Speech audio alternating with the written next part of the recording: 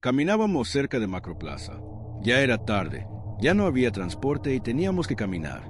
De pronto a lo lejos vimos un par de figuras vestidas completamente de negro, y mientras más nos acercábamos, más notábamos la extraordinaria altura que tenían. Intentamos ignorarlo, pero al pasar nos dimos cuenta que empezaron a seguirnos.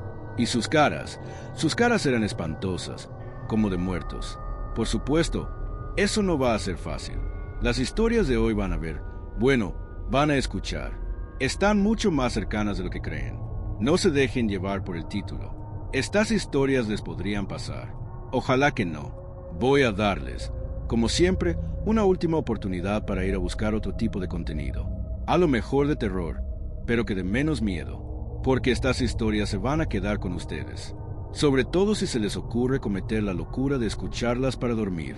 ¿Listos? ¿Listas? Comenzamos. Esto es Relatos de la Noche.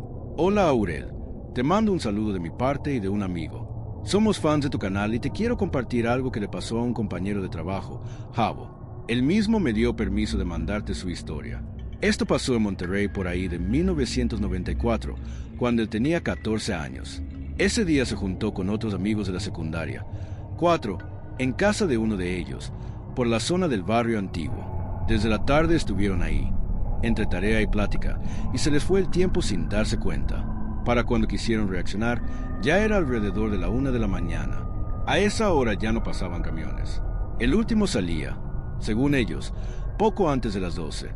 Tampoco tenían carro, y pues en ese entonces no existía nada como Uber, solo taxis o ecotaxi, y no siempre era fácil encontrar uno. Por eso fue que no les quedó de otra más que irse caminando. Antes de salir, algunos alcanzaron a marcar a sus casas para avisar que llevan de regreso, y se fueron los 5, caminando por la calle Dr. José María Cos, con la idea de incorporarse hacia la Macroplaza. Javo dice que en esos años esa parte se sentía muy sola en la noche. Había tramos donde prácticamente no había nadie, y la iluminación era muy poca.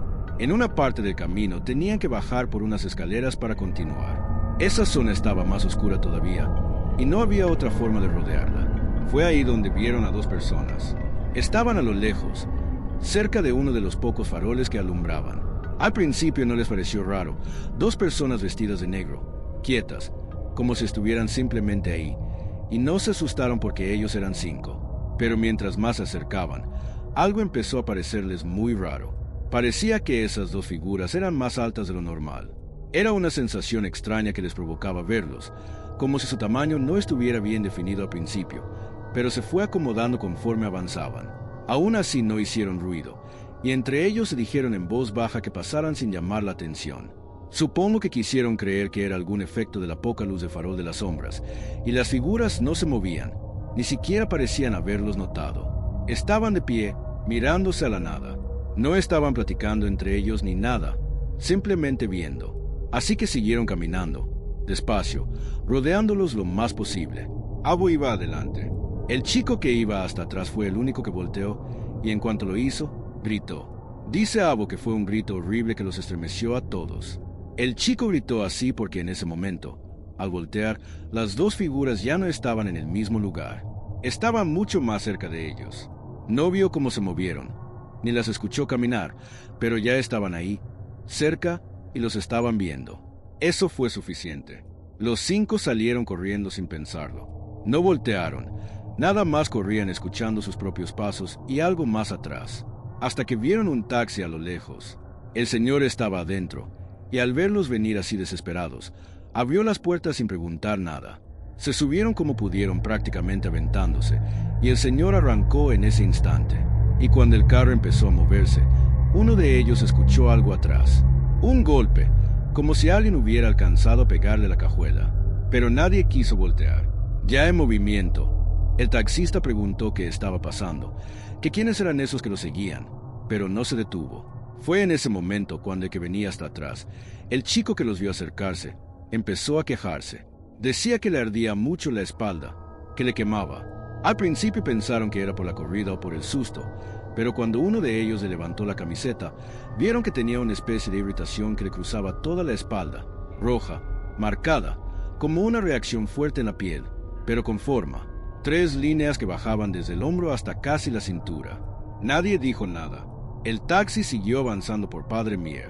Iban en silencio todavía tratando de entender qué había pasado, hasta que al dar vuelta en una calle el taxista habló otra vez. ¿Esos son? ¿Ahí están? Los 5 voltearon al frente.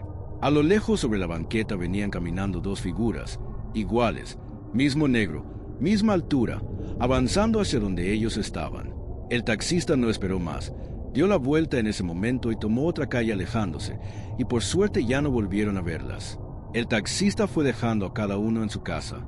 Nadie quiso quedarse solo en ese momento, pero no había de otra. Javos dice que cuando llegó su mamá lo regañó por la hora, pero también le preguntó por qué se veía así. No le contó en ese momento. Esa noche no pudo dormir. Al día siguiente en la escuela se reunieron otra vez los 5 para hablar de lo que había pasado, y todos coincidían en lo mismo, en que esas figuras no se movieron como personas, en que cambiaban de lugar sin que nadie las viera hacerlo, y en que de alguna forma parecía que solo reaccionaron cuando alguien las miró directamente. Y yo, comunidad, yo aclaro, no digo que esos sean, pero cuando Javo me contó esta historia los llamó los vampiros del barrio antiguo. Hola, ¿cómo estás, Uriel? Te mando un saludo a ti y a la comunidad. Esto pasó hace apenas unas semanas, no es algo que me haya pasado directamente a mí, pero estuve ahí aunque no sea protagonista, y lo vi, y la verdad todavía no tengo la más mínima idea de cómo empezar a explicarlo. Todo empezó porque un amigo de la prepa perdió a su mamá. Teníamos ya años sin vernos, era de esos amigos que fueron muy cercanos en su momento, pero la vida nos va alejando, y aún así cuando me enteré sentí que tenía que ir a verlo. Fui al velorio, lo vi muy mal como es de esperarse, su mamá era una persona lindísima y yo la quería mucho. Estuvimos un rato ahí platicando, al principio lo típico, pero poco a poco la conversación se fue haciendo más personal. Recordamos cosas de la escuela, gente que ya ni vemos, y también hablamos de su mamá, de los recuerdos que yo tenía con ella. Me dijo que no sabía qué hacer con todo lo que sentía, que había muchas cosas que se le quedaron sin decir. Ya saben, lo que pensamos cuando perdemos a alguien, cuando quizás no dijimos suficientes veces lo mucho que los queremos. Pero lo raro en esta historia comienza unos días después, cuando el de la nada me volvió a escribir. Me dijo que había estado haciendo algo, no sabía por qué, pero que sentía que solo me lo podía contar a mí. Y la verdad que desde ahí me sentí raro, desde ese momento, y le pregunté qué era. Me dijo que le había estado mandando mensajes a su mamá, así tal cual, que sabía que no los iba a leer pero que le ayudaba a desahogarse, que le escribía como si ella todavía estuviera ahí. La verdad, esto realmente todavía no me parecía raro, pero luego me dijo otra cosa, que el día anterior uno de los mensajes se había marcado con doble palomita, como si se hubiera entregado. Le dije que no tenía sentido, que seguro el número ya estaba activo otra vez o que lo habían resignado, pero además la muerte acababa de pasar, ni siquiera lo había reportado o había cancelado la línea. Y además ahí me explicó algo que me hizo muchísimo ruido, que cuando enterraron a su mamá, él mismo le metió al ataúd algunas de las cosas que ella siempre estaba usando, entre ellas su celular y unas tijeras con las que podaba sus plantas. Ahí sí ya no supe qué decirle, aún así traté de mantenerme lógico, le dije que tenía que haber una explicación, que alguien pudo haber sacado el teléfono o cualquier cosa, y por eso le propuse ir a verlo. Cuando llegué a su casa lo noté distinto, no estaba triste como en el velorio, estaba inquieto, como si no hubiera dormido en mucho tiempo.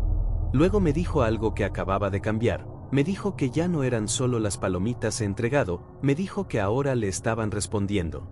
Le dije que no dijera tonterías, que a alguien le estaba jugando una broma y él no discutió, nada más me extendió el teléfono y la conversación estaba abierta como mi edad. Eran mensajes largos, muy largos de él, cosas que le contaba, recuerdos, le pedía perdón por muchas cosas, pero entre esos mensajes había respuestas, se los juro por Dios, cortas, simples, no eran muchas, pero estaban ahí. Claro, le dije que eso no probaba nada, que cualquiera podría haber escrito, y fue cuando se me acercó un poco y me dijo que iba a preguntarle algo que nadie más sabía. Agarró el teléfono y escribió: «Mamá, ¿sabes quién está aquí, verdad? ¿Por qué nos dejamos hablar nosotros dos?» Nos quedamos viendo la pantalla, yo no sé por qué, pero tenía mucho miedo. No pasaba nada, un segundo, dos, varios. Yo ya estaba a punto de decirle algo y en ese momento llegó un mensaje por Pablo.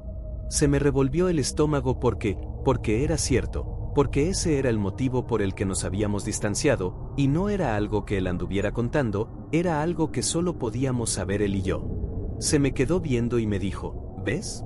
Luego dijo que iba a preguntarle otra cosa, que él iba a preguntar dónde estaba y cuándo iba a volver a verla, y yo no sé por qué, pero en ese momento sentí que algo no estaba bien, como si eso no fuera algo con lo que se debía seguir. Así que antes de que terminase de escribir, le quité el teléfono y sin pensarlo, lo azoté contra la pared y se rompió, pero lo volví a agarrar y lo golpeé otra vez contra el piso hasta que ya no prendió. Mi amigo se puso como loco y lo entiendo, me empujó, casi nos agarramos a golpes y me gritó que qué me pasaba. Lo único que dije fue que eso no era su mamá y que no siguiera con eso. Se enojó y me corrió de su casa. Desde entonces no hemos vuelto a hablar. Yo sé que estaba pasando por algo muy fuerte y sé que tal vez lo que hice no fue lo mejor, que no tenía ningún derecho, pero también siento que no podía dejar que siguiera, que algo estaba a punto de aprovecharse de él. No sé qué era eso, no sé si de verdad hay algo del otro lado que pueda ser algo así, o si todo tiene una explicación que no estamos viendo. Pero me quedé con esa duda y por eso quería compartirlo aquí y preguntarles, ¿ustedes creen que algo así pueda pasar? ¿Que el más allá pueda manifestarse a través de algo tan simple como un mensaje o de un teléfono? Hola Muriel, ojalá puedas mantener esto en anónimo. Te mando un saludo a ti y a la comunidad de Relatos de la Noche.